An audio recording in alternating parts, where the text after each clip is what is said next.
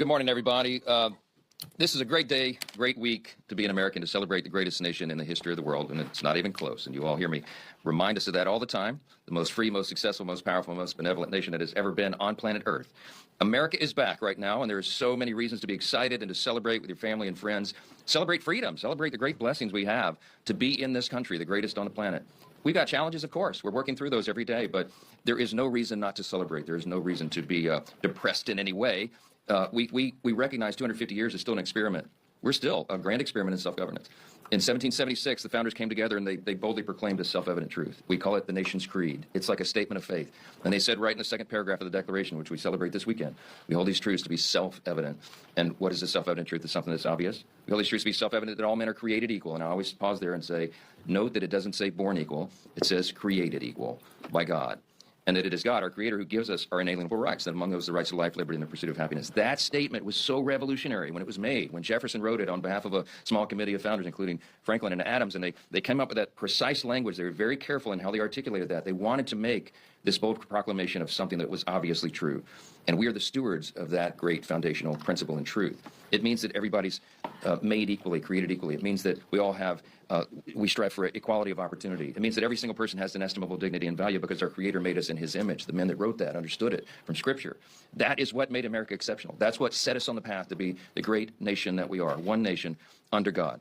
Now, all of you know, because you've been in the chamber a lot, because you cover us, if we were there, we walked over there right now, one of the first things you notice if we come in the door where members come in is that inscription of the national motto right above the speaker's rostrum. And if you look in the visitor's guide, it says the People's Guide, Visitor's Guide to the People's House.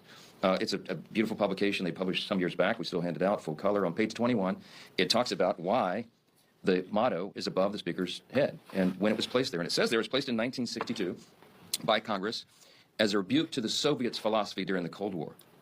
What was the Soviets' philosophy? Marxism and its deviations, communism. Marxism, socialism, communism begin with the premise that there is no God.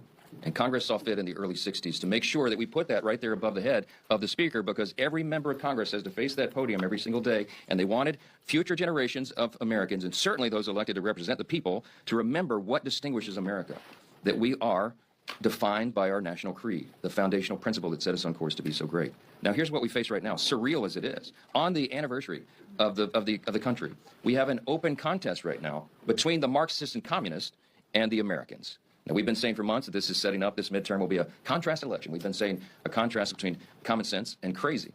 And now you can add another line there. It's common sense versus communism, because that's what's happening in the Democrat Party. The insurgent left is taking it over. I don't need to recount all the developments, even over the last week, for the people in this room, because you cover it minute by minute. But that is the contest that is shaping up. And so we're very sober-minded about this. A country that undermines its own foundations and founding principles does not survive.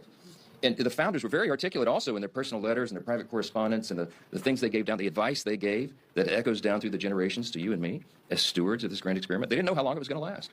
I can tell you one thing, though, the father of our country, George Washington, in his famous farewell address, which we read on the floor each year in the Senate and now in the House on the anniversary of his birthday, he gave all the advice that echoes down through the generations to all of us, his countrymen, how to keep the republic. An experiment that had never been done before in history. And he said, you know, watch out for national debt. We're working on that right now, okay? Watch out for too many foreign alliances. That's become a problem sometimes. It says, make sure that you don't get into factionalism, regionally or by political parties. Well, we didn't follow all that either. But what he said was, but you know what? Almost as a summary statement. Of all the dispositions and habits which lead to political prosperity, he wrote, religion and morality are indispensable supports. Again, echoing this common theme, that we recognize that our rights do not come from a king or a government, they come from God Himself, and it is to Him that we owe our ultimate responsibility. That's what we're fighting for. And the insurgent left that hates America, hates our founding principles, they hate the idea of borders and prisons, they even want to remove the president and the Supreme Court in the latest Democrat Socialists of America little platform statement that you should be covering. Very dangerous stuff. Yeah, they wipe their hands on the American flag. Yes, many of them have ties to terrorist organizations. You can't make this stuff up. We're no longer in a battle just between Republicans and Democrats arguing over marginal tax rates or the size of regulation. This election and this year and the arguments and the things that are happening in Congress right now is a contrast between people who love the country and its founding principles and those who have open disdain and hatred for them. They want to tear America down. They want to tear down Western civilization, and it's not going to happen on our watch.